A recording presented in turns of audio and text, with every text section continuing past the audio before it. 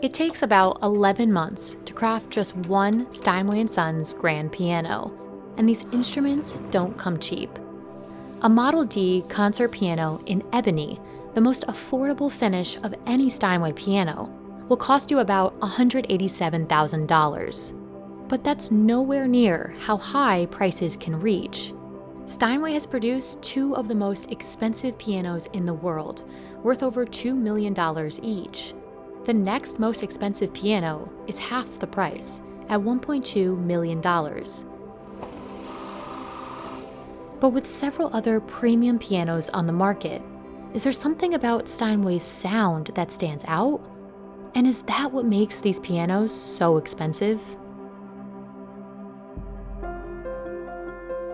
Named the Rolls-Royce of pianos by the BBC, Steinway has produced some of the most sought-after grand pianos for over 160 years.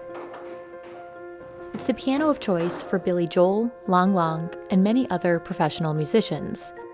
But compared to other high-end piano makers, it's often Steinway's sound that sets it apart. As a performer, I can wear many different masks depending on the piece that I'm playing. There's some pieces you want to be very, very diabolical, and Liszt,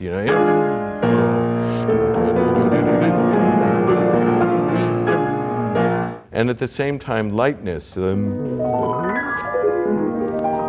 Creating that sound starts here in New York, at one of only 2 Steinway factories in the world. Each grand piano is 5 to 9 feet long and weighs between 540 and 990 pounds.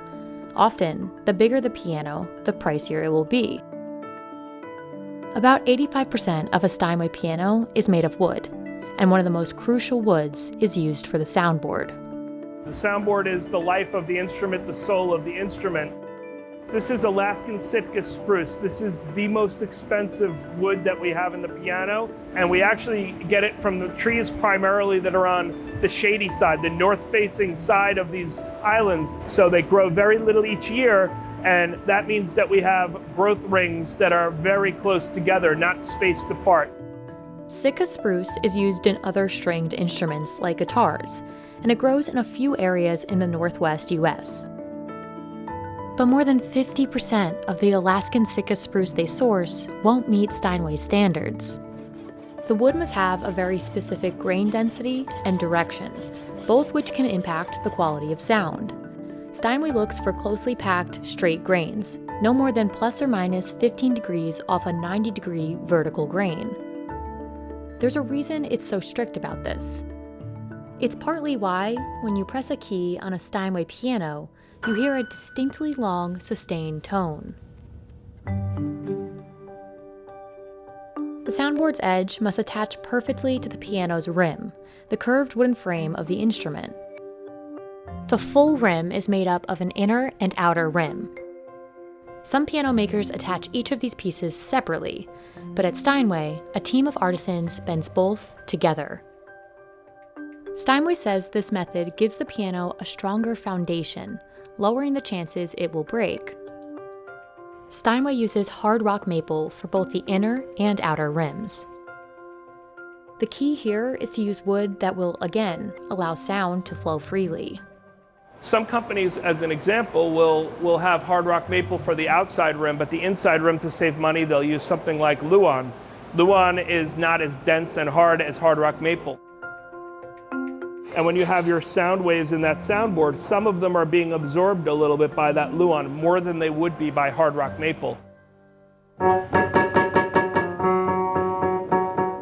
The consistent touch of the keys is another valuable element unique to each Steinway piano. There are just 2 artisans in the entire factory trusted with weighing off all 88 keys of every keyboard.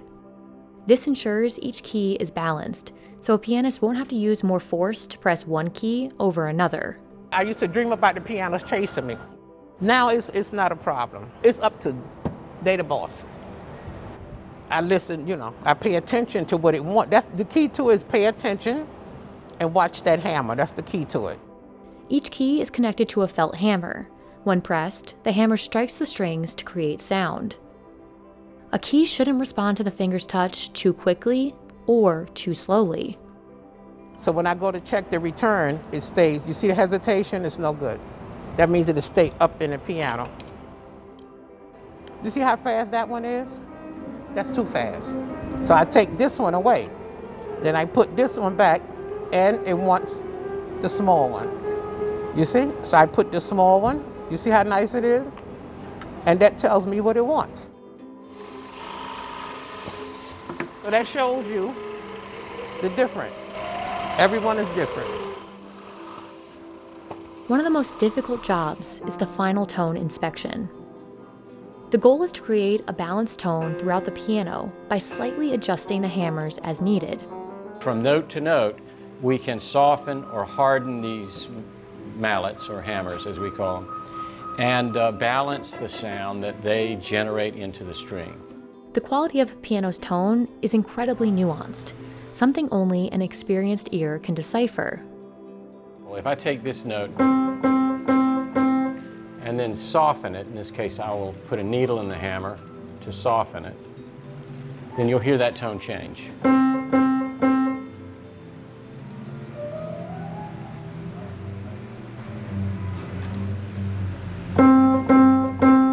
It's a little bit smaller. And in increments, small steps, I can go through and find the notes that are too big, too bright, and step them down. Well, I'm 58, and I started when I was 28, so that's 30 years and counting. I'm still learning how to do this. It never stops. Like the ways you can customize a Rolls-Royce car, you can do similarly with a Steinway piano.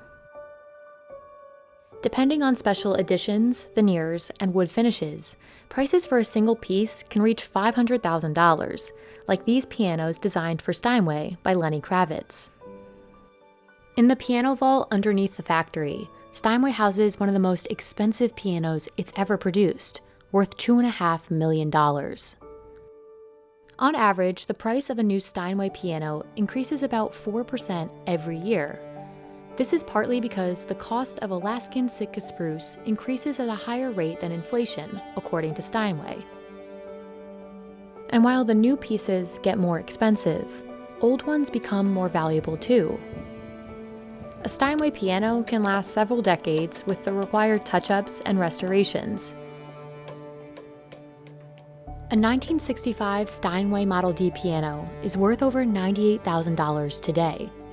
That's more than 13 times what it likely sold for. And although there are several elements that greatly impact the price, it's the musician who ultimately decides what the piano is worth to them.